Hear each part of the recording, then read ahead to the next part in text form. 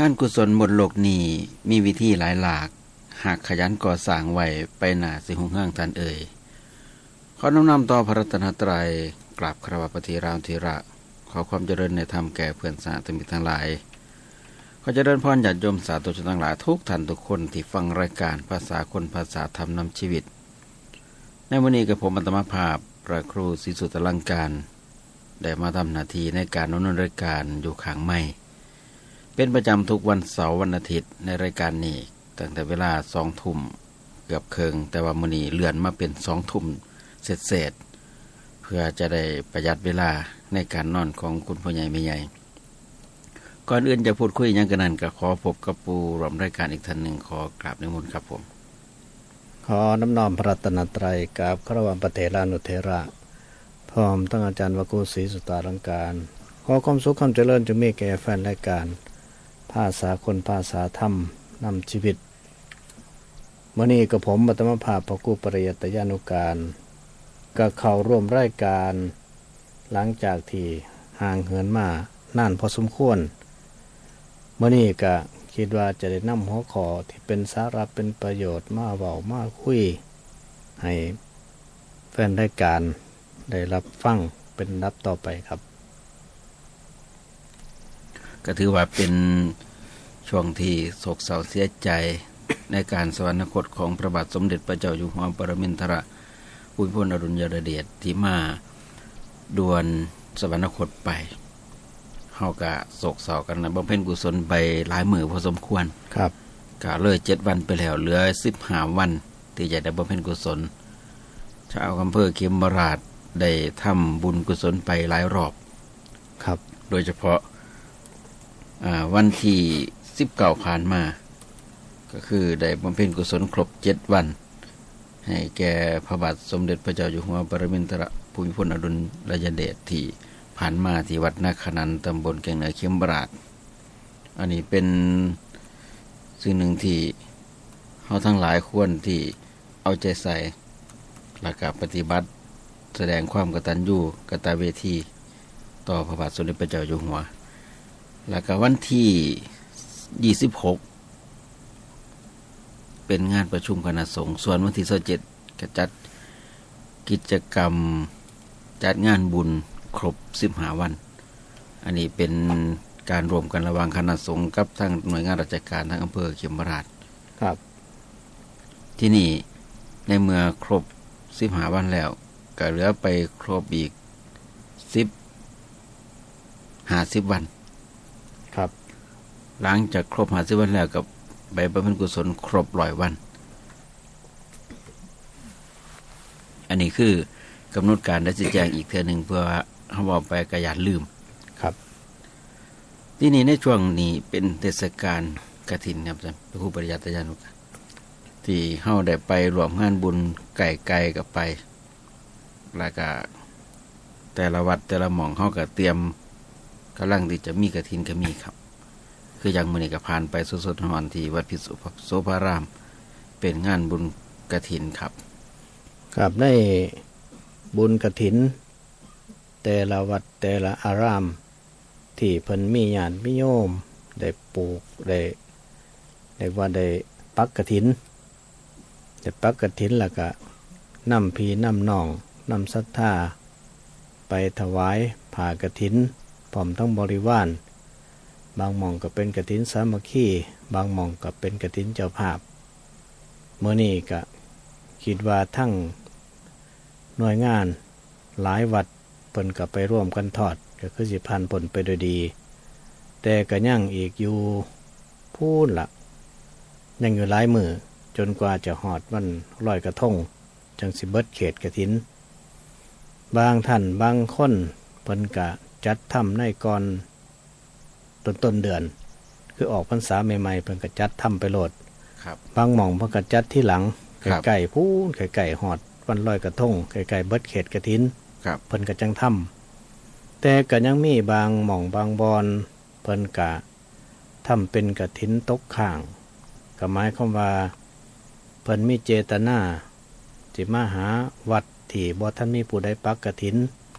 ล่ะเพิ่นก็ทอดกฐินถวายกฐินแล้วก็ไปวัดใหม่ไปเรื่อย ก็มีคือกันครับบางหม่องเพิ่นก็แจ้งไปว่าครบองค์สงฆ์บ่ครบบ่เพิ่นก็มาถวายเองนี่เป็นกฐินเรียกว่ากฐินแลนกฐินแลนกฐินรีบด่วนกฐินเร่งรีบโดยบ่ได้ปักอันนี้เพิ่นเอาอานิสงส์ให้เพิ่นมาทำบุญทำกุศลถึงจะเป็นยังไงก็ตามครับจะเป็นกฐินที่ปักเป็นมหากฐินก็ดีเป็นกฐินพระราชทานก็ดี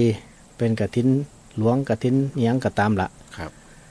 ขั้นว่าเรื่องกฐินนี่มันเป็นเรื่องที่เกี่ยวกับสังฆกรรมครับ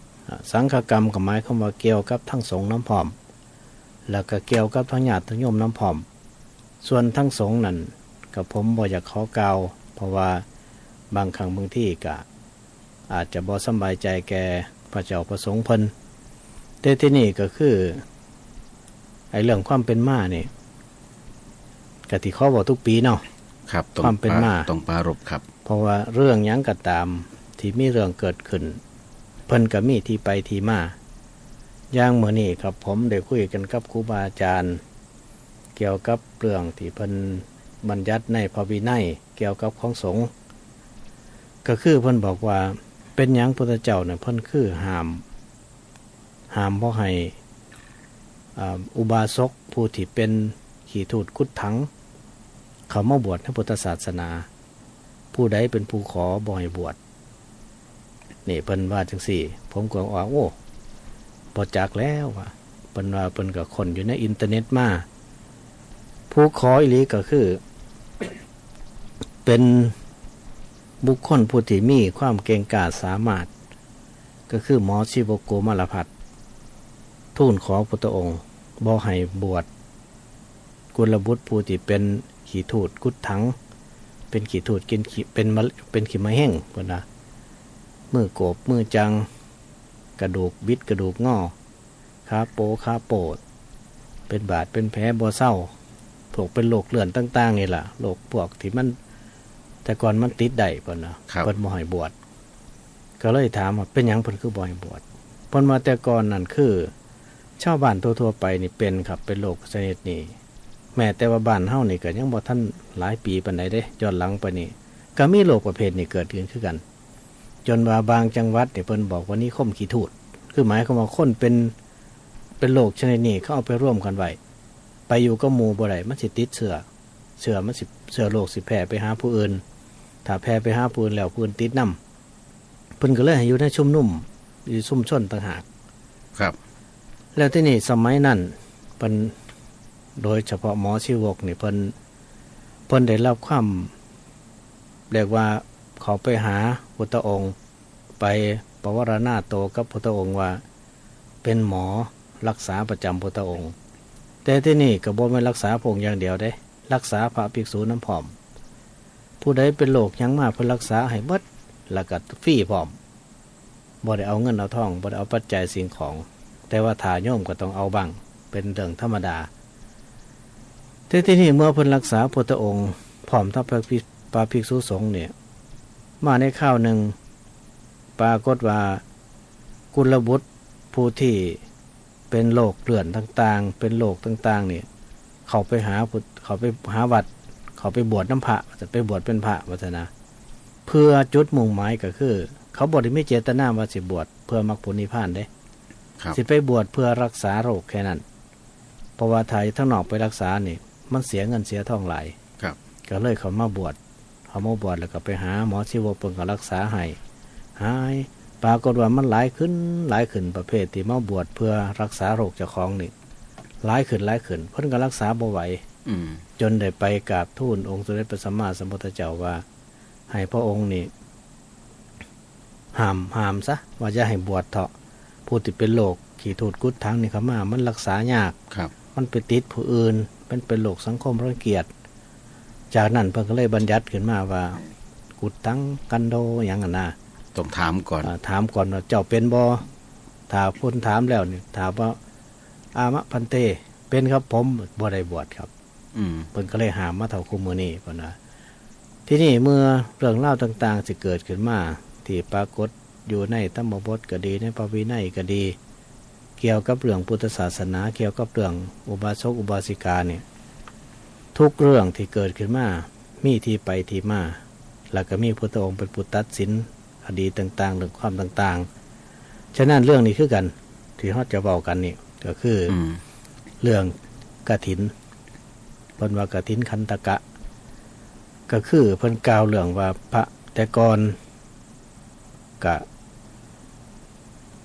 เมื่อเขามาบวชในพุทธศาสนาแล้วนี่ก็จุดมุ่งหมายบางเทื่อก็อยากเข้ามากราบพุทธองค์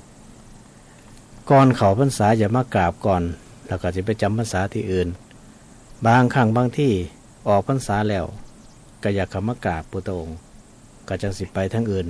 นี่คือจุดมุ่งหมายซัมว่าบ้านเฮาอยากไปกราบพระธาตุพนมไปกราบพระเจดีย์ต่างๆพุทธรูปเป็นใหญ่ที่ศักดิ์สิทธิ์นี่แหละคือกันนั่นแหละ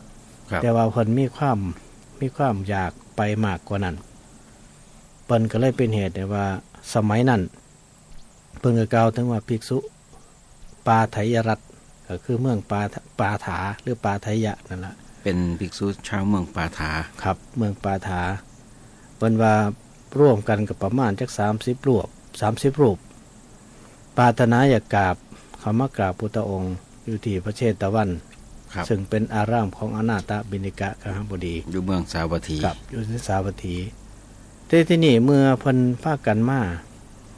ย่างมาได้แต่ก่อนมันบ่มีรถมีเรือบ่มีรถบ่ได้ไปเครื่องบินต้องเดินทางข้ามภูข้ามเขาข้ามแม่น้ำมาธุระกันดารที่นี่มาบ่ทันฮอดครับบ่ทันฮอดพุทธองค์บ่ได้กราบพุทธองค์ก็เลยเป็นเหตุให้ว่าวันจำพรรษาฮอดก่อนถึงฤดูกาลจำพรรษาก่อนถึงมื้อจำพรรษาก่อนก็ต้องอธิษฐานจำเป็นแล้วครับบัดนี้ต้องอธิษฐานจำพรรษาครับก็บ่ได้อยู่ไกลเพิ่นบอกว่าอยู่ใกล้นิดเดียวนึงแต่ว่าบ่สามารถที่ไปฮอดได้แต่ว่าท้าวคู่มือนี่โหไปได้ข้ามประเทศเครื่องทวีปพุ่นได้คู่มือ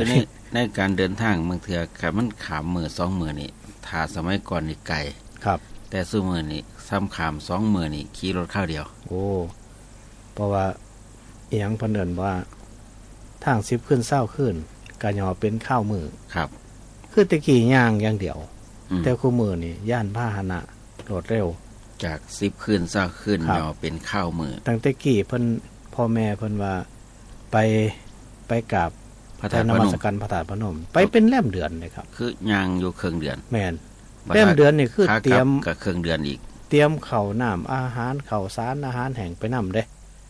เตรียมพวก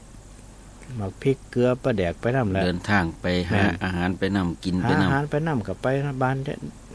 พักบ้านพี่บ้านน้องหรือบ่ซั่นก็พักตามหม่องที่เห็นสมควรขอให้ได้ไปกราบแม่น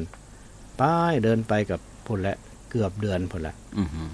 กราบแล้วกลับมาอีกย่างมาอีกเกือบเดือนอีกแม่นครับรวมแล้วรวม2เดือนพุ่นในบ้านนี่ตัวสิมาฮอดถ้าบ่มีศรัทธาจ้างก็ไปบ่ฮอดครับนี่คือความศรัทธาของคนเฮาแต่ก่อนแต่คู่มือนี่บ้านนี่เพิ่นว่าทางเป็น10ขึ้น20ขึ้นนี่ก็ซ้ำนั่นละซ้ำว่าเดินแต่ก่อนนั่นล่ะคู่มือนี่ไปกลับเซย มันเป็นแนวนั้นในบ้านนี่คันจากอุบลไปกรุงเทพก็บินไป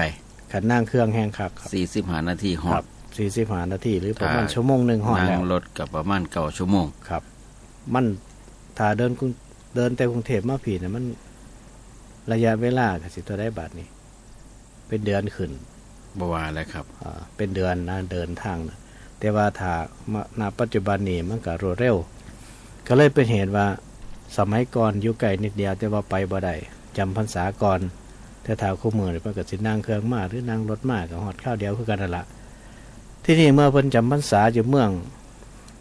บ่ทันได้ฮอดสาวัตถีแล้วมาฮอดแค่เมืองสาเกตจำพรรษาอยู่หันครับ3เดือนนี่คือกันกับ3ปีพุ่นน่ะบาดนี้ครับอยู่ไกลนิดเดียวแต่ว่าไปบ่ฮอดใจมันสิหลุดสิขาด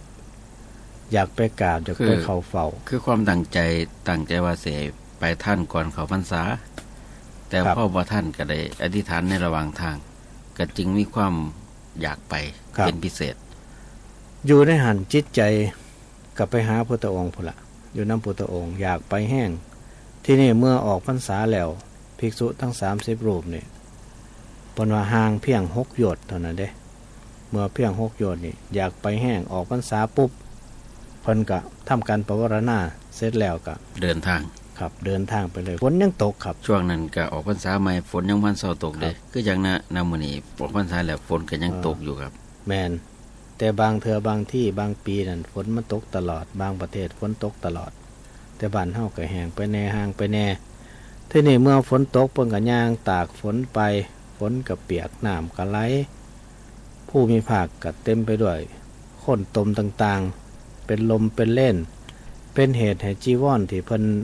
คลุมไปนั่นห่มไปนั่นละเปียกชื้นเพราะว่ามันตกน้ำตกในตกขี้ตมต่างๆลำบากทั้งกาย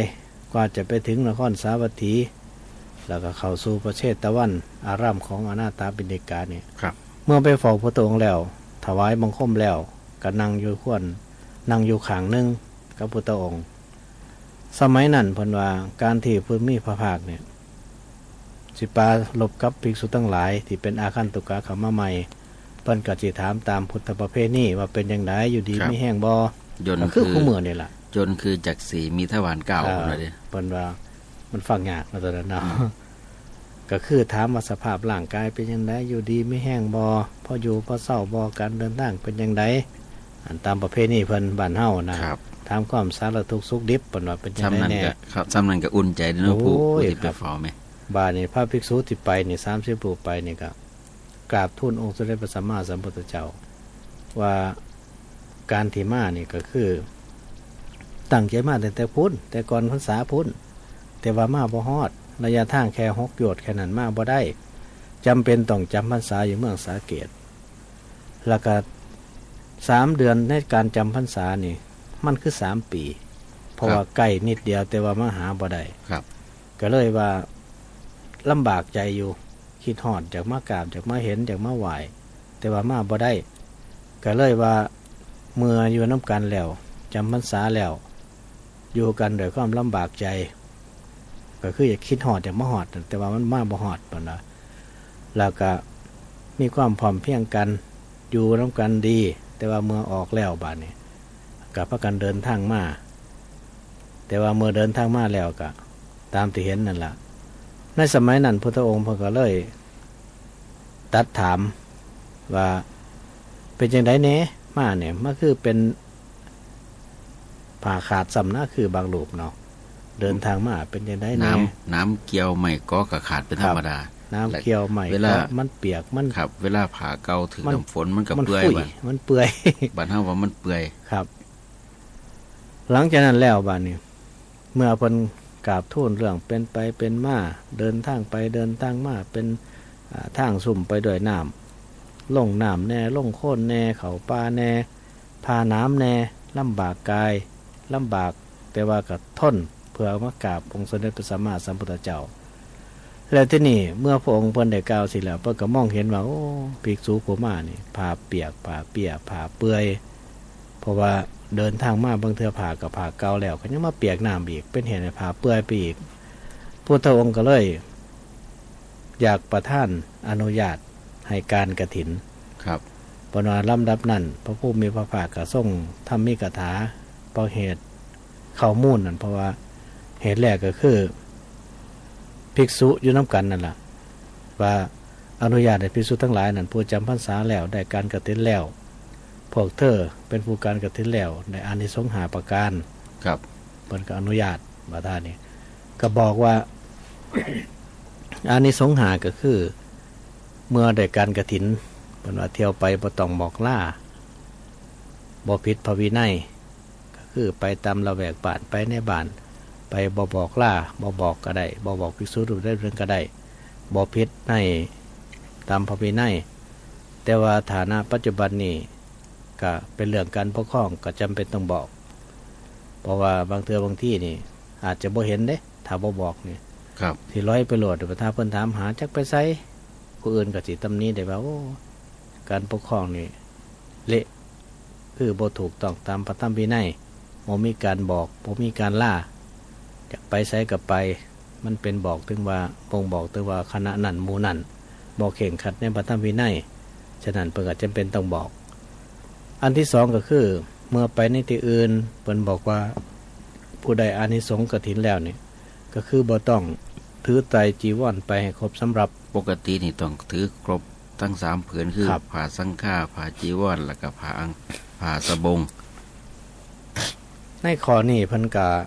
ยกให้ว่าภิกษุรูปหนึ่งผู้ที่ทำผู้ที่การกฐินนั่นล่ะผู้นั้นเป็นผู้ทำแทนเบิดทั้งหมดแทนหมู่พวกทั้งหมด ครับ ก็คือต้องคล้องผ้าจีวรให้จีวรอยู่ในหัตถบาทจนอรุ่นขึ้นนั่นเป็นหน้าที่ของภิกษุผู้รับคล้องกฐิน เป็นเหตุให้หมู่นี่บ่ต้องคล้องก็ได้เพิ่นว่าอยู่ในบ่อยู่บ่ถือไตรจีวรไปครบไปที่อื่นก็เอาไป2ผืนก็ได้เอาผ้าสังฆาติไว้ที่กุฏิก็ได้ ครับ ต่อมาอันที่3เพิ่นบอกว่าฉันคณาโพธิ์ได้คณาโพธิ์เพิ่นว่าฉันเป็นวงฉันเป็นผ้า คือปกตินี่ต้องฉันผ้าละรูป ครับ แต่ที่นี่ในเมื่อออกพรรษาแล้วเพิ่นก็ผ่อนปรนให้ฉันร่วมกันเป็นคณะ3รูป4รูปได้เพื่อเป็นการประหยัด อาหาร หรือว่าเป็นผ้ารวมกัน ครับ หรือบางที่เพิ่นก็เห็นว่าถ้าในจำนวนบางที่ที่พระจำนวนหลายถ้าไปชั้นแต่ละวงแต่ละผ้านี่มันก็ลำบากเพราะว่าบ่พอกัน อาจจะร่วมชั้นกันเป็น2รูปต่อผ้า3รูปต่อผ้าหรือ4รูปต่อผ้าก็ได้ ก็ในส่วนฉันนี่ก็คือเป็นประเพณีฉันในบาทก็คือฉันรูปเดียวในบาทเดียว แต่หลังจากออกพรรษาจำพรรษาแล้ว ก็ได้รับผ่อนปลนเรื่องวินัยก็ได้ฉันเป็นคณะบรัมประโภชนะก็เรียกว่าเป็นอานิสงส์ผ่อนปลนให้พระภิกษุได้ปฏิบัติจอดลงในหนึ่งแต่บริหมายถึงว่ายกเลิกวินัย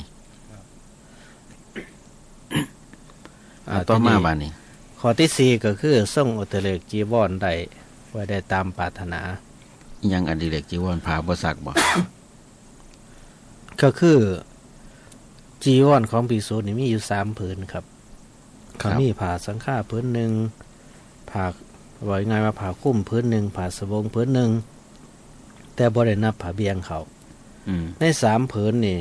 ต้องเป็นผ้าอธิษฐานครับอธิษฐานใส่3ผืนแต่ที่นี่ถ้าผืนที่4ที่โยมมาถวายสมมติว่าไปวัดนั่นหรือว่าอยู่วัดเจ้าของนี่ล่ะมีโยมมาผ้ามาถวายอีกผืนหนึ่งนั่นล่ะครับผืนนั้นผืนนอกอธิษฐานเพิ่นเรียกว่าอติเรกจีวร ครับ ตามธรรมดาภิกษุที่เก็บไว้ได้น่ะก็คือ10วันเด้เก็บไว้ได้10วันหลังจากนั้นต้องวิกัปไว้ให้เป็น2ของเจ้าของ2เจ้าของ คำว่ามีกับหมายถึงว่าเฮ็ดให้เป็นของ2เจ้าของ ครับไปฝากหมู่ไว้หมู่ดูแลไว้ให้นั่นล่ะคือเป็นวิกัปไว้ถ้าปรารถนาอยากใส่ต่อไปก็ไปขอน้ำหมู่ถอนวิกัปให้แล้วก็มาใส่ได้แทนกันได้ผ้าพื้นที่4เพิ่นเรียกว่าเป็นอติเรกจีวรถ้าได้รับอานิสงส์กฐินได้รับกฐินคือกันกับอานิสงส์พรรษานี่แหละก็สิเลื่อนไปหอดปูนกลางเดือน4สบายบัดนี้บ่ต้องไปประวักประวนสิใส่ผ้า4พื้นก็ได้3พื้นก็ได้ก็คือมีผ้าสำรองไว้พื้นหนึงเพื่อทำการทำงานเพื่อไปหันไปนี่สิบ่ได้เอาผ้าคล้องไปซะนะเพิ่นเลยว่าทรงอุตเรกจีวรไว้ได้ตามปรารถนา ครับ บอสเพราะกำหนด10 มือแค่นั้น ในข้อที่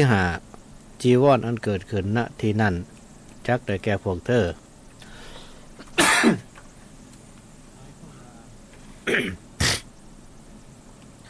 ในข้อนี้ก็หมายความว่าสมมติว่าอยู่ในวัดใดวัดหนึ่งอย่างเช่นวัดกอมีภิกษุผู้จำพรรษาอยู่ในหัน5 รูปเสร็จแล้วมีท่ายกผู้ที่มีศรัทธา มาถวายผ้ากฐิน ห่วย แต่ที่นี่เมื่อเพิ่นมาถวายแล้วนี่ถ้าว่าภิกษุผู้อยู่ในหันละเพิ่นไปนิมนต์มาหรือบนิมนต์ก็ตามมีพระผู้ใหญ่ผู้ปกครองสิเป็นระดับได้ก็ตามได้ยินข่าวว่าโอ้ห้องนี้เพิ่นมาถวายจีวรตัวนี้จีวรอย่างดีราคาสูงไปนั่งน้ำเพิ่นก่อนหน้า ตามธรรมเนียมเพิ่นบอกว่าเป็นนั่งไปอยู่ในหันเพิ่นก็ถวายพระเถระผู้ใหญ่ก่อนที่นี่ถ้าไปนั่งในหันถ้าบ่แม่นพื้นที่ถ้าบ่แม่นผ้าที่ภิกษุอยู่ในหันจำเบิดแล้วได้เบิดทุกคุบได้เบิดทุกรูปแล้วพาภิกษุผู้มาใหม่บ่มีสิทธิ์ใดเด้แม่นบ่ครับเพราะว่าของนั้นเกิดขึ้นในทีนั้นมาแต่ว่าในอาวาสนั้นต้องเป็นของพระภิกษุผู้จำพรรษาในหันเท่านั้นผู้อื่นสิไปนั่งหัวแถวเอาเถระไปคมเขาสิไปเอาผ้าเขาเนี่ยบ่ได้ครับนี่คือเป็นกฎหมายอันหนึ่งเด้ครับเพราะว่าผ้าที่เกิดขึ้นในหันอติเรกจีวรที่เกิดขึ้นในหันคล้ายๆว่าผ้าที่มีราคาสูงเกิดขึ้นกับพระภิกษุที่จำพรรษาในหันเป็นของพระภิกษุในหันเท่านั้นผู้อื่นที่มียศถาบรรดาศักดิ์ใหญ่บรรดาก็ตามสิมาเอาเขาไปบ่ได้ครับตัวนี้เฉพาะภิกษุผู้จำพรรษาเท่านั้นนี่คือเป็นอานิสงส์ข้อที่ห้าหลังจากนั้นถามว่าภิกษุผู้จำพรรษานั้นได้การกฐินก็คือการกฐินที่ญาติโยมเอาผ้ามาถวายถูกต้องตามพิธีกรรมทางคณะสงฆ์พิธีทำทั้งสงฆ์เรียบร้อยแล้วการกฐินเรียบร้อยแล้วเพิ่นจะบอกว่าอานิสงส์อันนี้สิเลื่อนออกไปครับบาดนี้เลื่อนไปหอดกลางเดือน4ก็เรียกว่ายืดเวลาไปอีกครับยืดเวลาไปทำความสะดวกสบายให้แก่พระภิกษุผู้จำพรรษานั้นไปอีก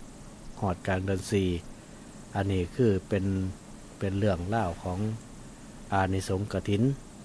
ครับที่นี่ผู้ที่คล้องกฐินเพิ่นก็บอกว่าเป็นผู้ฉลาดก็คือสามารถประกาศในสงฆ์ทราบโดยทุติยกรรมวาจาครับก็คือผ้านั่นเป็นผ้าที่เมื่อเอามาแล้วเป็นผ้าที่เรียกว่าพื้นใดพื้นหนึ่งโยมมานี่คล้ายๆก็บังคับเด้เพราะว่าบังคับแบบใดครับบังคับตัวเพิ่นว่าครับพวกกับผม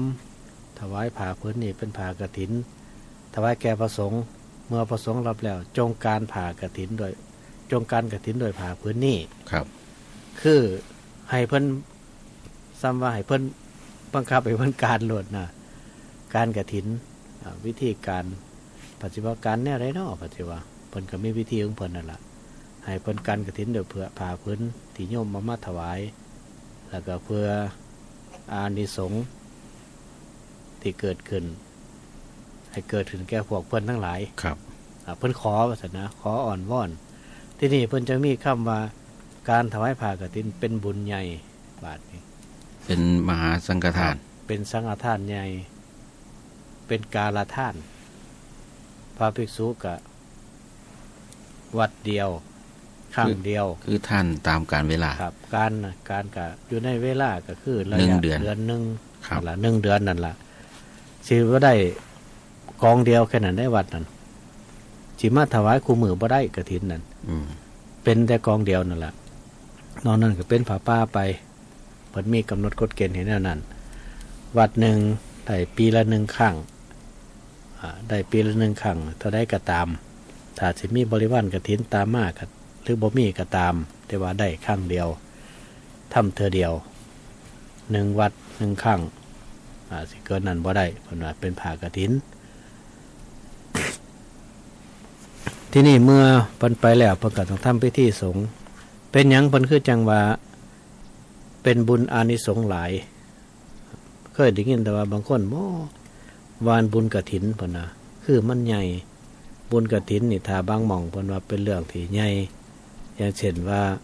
วัสดุอุปกรณ์ต่างๆสิครบเปิดทุกอย่างครับเป็นมหากฐิน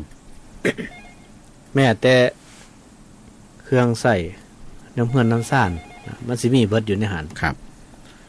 มีสายเขานิดนึงแล้วการนมัสการสักครู่ทั้งสองจ้ามุกไปทอดกฐินหลายอยู่คนไปเลยวันนี้กระน้อยไปได้ไปจ้า ขน้อยเต็กหม้อหมู่บ้านยังเหมือนแรงคำคนไปรายอยู่บนหลวงตากับบ่เห็นคือกันกับติดงานคือกัน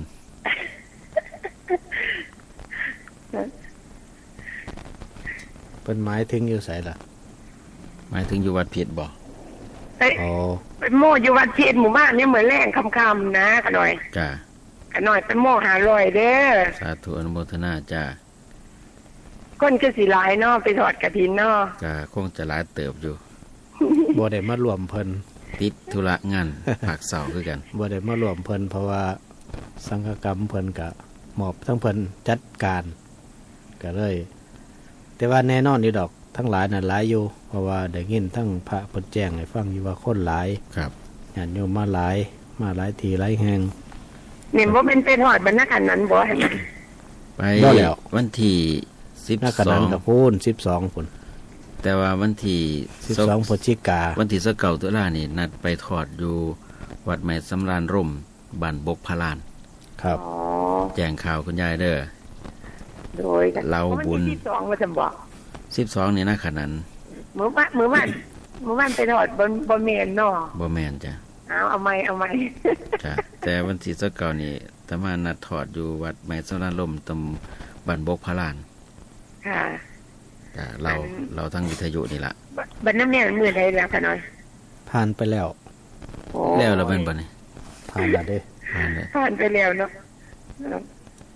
บ่มีหยังได้ก็เจ้ามาหากันตุ่มกันมากกันเบาโลดได้มันบ่มีหยังมากมายบ่ได้เราพี่เราน้องบ่ได้เฮ็ดแบบ คือบ่ได้เราผู้ใดศรัทธาเพิ่นมากก็จัดการโหลดบ่ได้มีหยังมากมาย ได้ก็ประหยัดดีแบบเรียบง่าย อนุโมทนาเด้อคุณยายเด้อ โดยขะหน่อยเนี่ยพระว่านั่นสิโตตั้งอยู่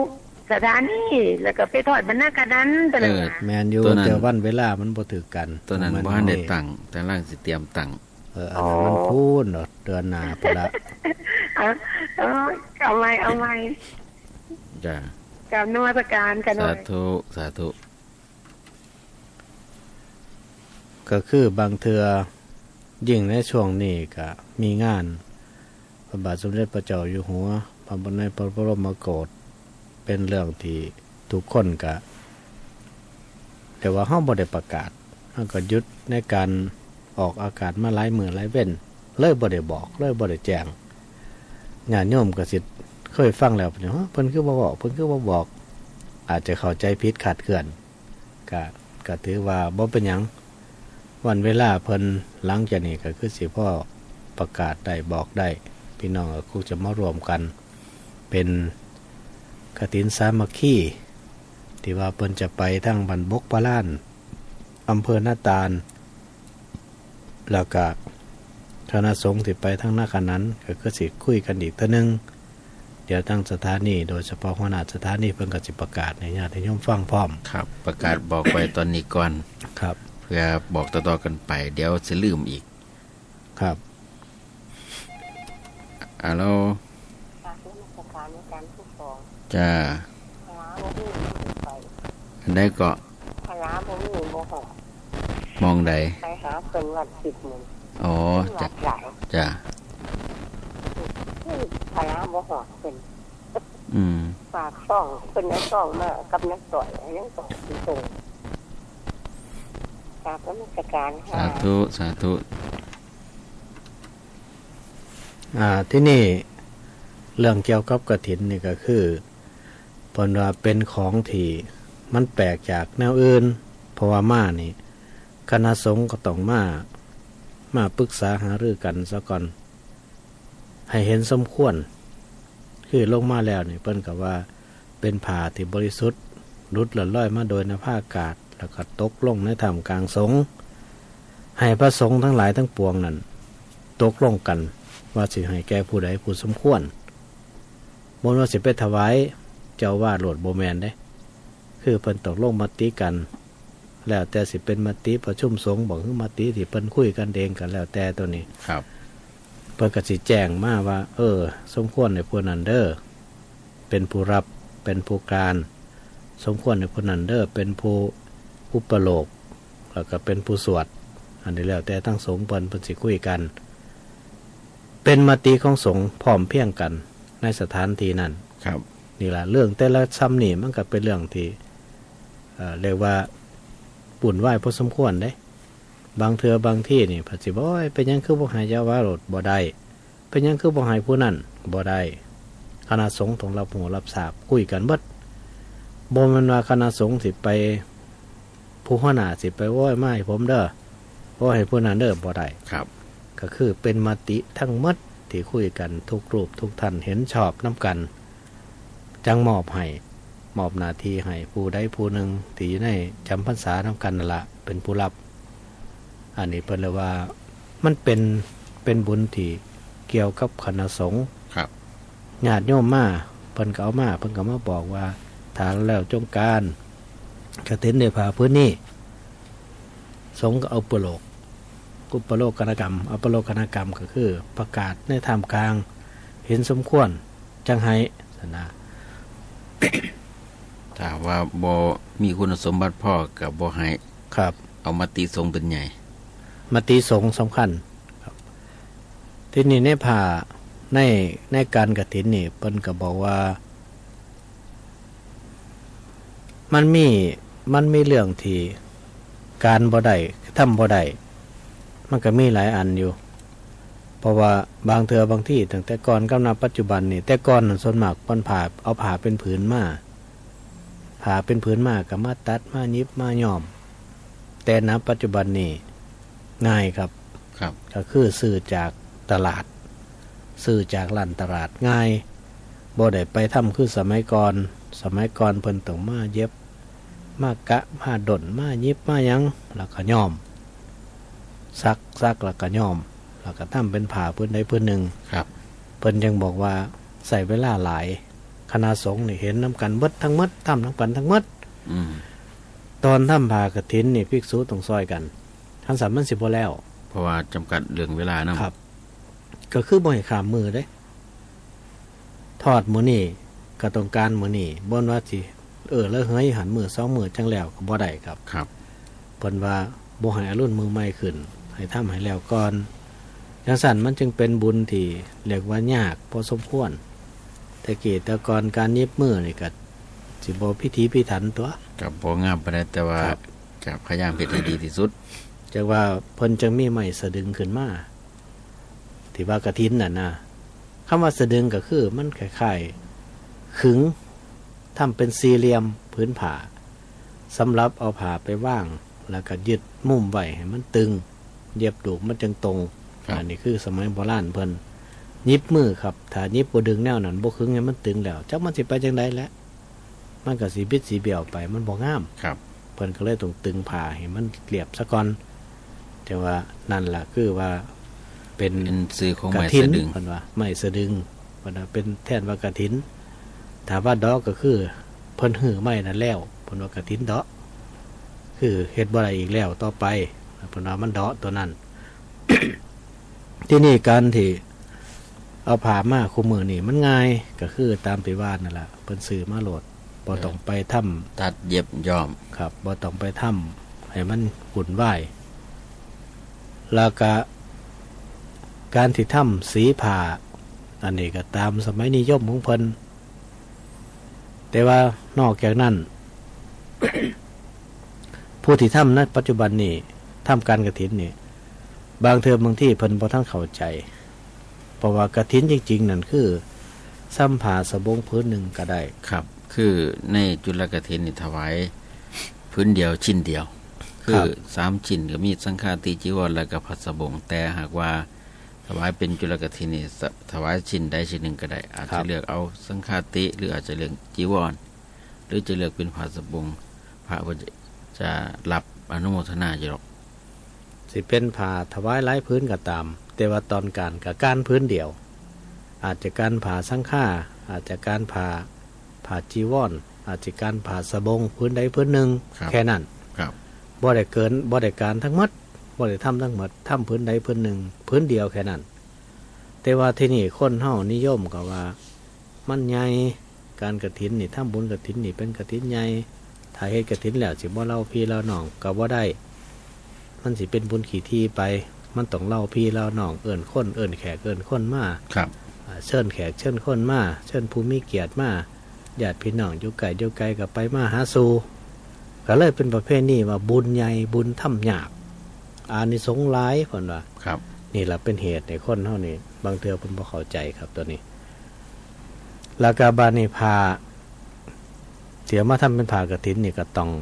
มันบริสุทธิ์อีหลีได้บาดนี้ผ้าที่ไปหาเรียบเคียงมา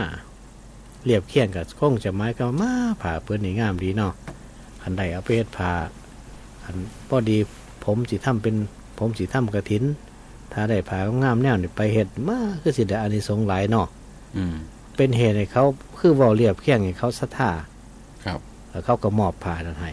ผ้านั้นถือว่าบ่บริสุทธิ์เด้บ่ได้เด้เอาเพชรผ้ากฐินบ่ได้มันบริสุทธิ์หน่อยไปมันบ่บริสุทธิ์ครับแล้วก็ต่อจากนั้นก็คือถ้าไปยืมผ้าเขามาก็บ่ได้อีกไปหายืมผ้ามาโอ้ยืมผ้าไปเฮ็ดผ้ากฐินนี่ทอนสิหามาสิเอามาคืนดอกประทานนั้นบ่ได้มันบ่เป็นสิทธิ์ของเจ้าของผู้ที่เอามาถวายนี่ต้องผ้าที่เป็นผ้าเจ้าของเองหามาด้วยความบริสุทธิ์แนวใดแนวหนึ่งที่ซื้อมาหรือที่ตั้มเองก็ได้แต่ว่าถ้าไปยืมเขามาเนี่ยบ่ได้แต่ว่าขอเนี่ยคือสิได้อยู่ขอเพราะว่าขอกับยืมมันคนละอย่างได้ขอนี่ขาดโตแต่ว่ายืมนี่เอาแล้วเอาเลยครับยืมยังจะไปคืนเขาอยู่บ่ได้ตัวนี้จังไงบางคนก็ยืมแล้วยืมเลยคือกันโอ้ยแน่นอนมันยืมนั่นอื่นนั่นบ่มันพาต่อมาก็คือถ้าข้างขึ้นเอามาข้างขึ้นกับคงจะหมายความว่าการทำบ่แล้วนั่นแหละมันทำบ่แล้วมันขามขึ้นไปกับบ่ได้ผ่าเป็นนิสกี้เก็บไว้โดยที่บ่ได้การบ่ได้ทำมีกับไว้แล้วก็ผ่าที่บ่ได้ทำพินทุก็คือบ่ทำมันเสียสีไว้มันเป็นเรื่องที่บ่สมควรว่าก็คือบางเทื่อบางที่ก็ต้องเบิ่งซะก่อนว่าแนวใดถูกต้องแนวใดบ่ถูกต้องตีก็สมควรศึกษาไว้คือกันครับผมเป็นว่ามื้อนี้เฮาเว้าเรื่องกฐินเพื่อเป็นการนำร่องจะให้ญาติโยมแฟนรายการได้เห็นความสำคัญของประวัติความเป็นไปเป็นมาในงานกฐินเวลาเฮาบ่หลายครับเหลืออีกบ่กี่นาทีอาจารย์มีหยังฝากสุดท้ายครับครับก็สุดท้ายนี้ก็เป็นอันว่าในเรื่องราวที่เฮาทำอยู่คู่มื้อนี้ก็คือเรียกว่าถวายพระราชกุศลแก่พระบาทสมเด็จพระเจ้าอยู่หัวในพระบรมโกศเป็นเรื่องที่ทุกคนเป็นคนไทยนี่เอาใจใส่เป็นอย่างยิ่งบ่ว่าที่เป็นทำการทำงานสังเกตเบิ่งว่าญาติโยมที่เป็นข้าราชการก็ดีเป็นชาวบ้านก็ดีก็ให้ความเรียกว่าเอาใจใส่ในเรื่องนี้เป็นอย่างยิ่งครับถ้าผู้ใดบ่ทำในช่วงนี้ก็สิเบิดโอกาสครับความจริงมื้อนี้นะมันเป็นวันที่23ตุลาครับเป็นวันปิยมหาราชแต่ว่าก็คือจังบ่ได้มีอันอื่นเพราะว่างานณปัจจุบันนี้เพิ่นก็ยกขึ้นเป็นอันดับ1งานแต่ก่อนเพิ่นก็เอาไว้ซะก่อนบ่ได้เอามาเป็นเบื้องต้นแต่ว่าการทำบุญทำกุศลนี่เพิ่นก็บ่ได้ห้ามฉะนั้นญาติโยมทั้งหลายก็จะทำบุญทำกุศลเป็นทำการไปทำบุญกฐินทำบุญแนวอื่นเพื่อถวายแก่พระบาทสมเด็จพระเจ้าอยู่หัวในพระบรมโกศก็เชิญได้ตามอัธยาศัยทุกท่านทุกคนผลบริหารครับผมสาธุครับผมกับขอบคุณพระอาจารย์พระครูปริยัติสัญญานุการมาให้ความรู้เกี่ยวกับเรื่องกฐินใน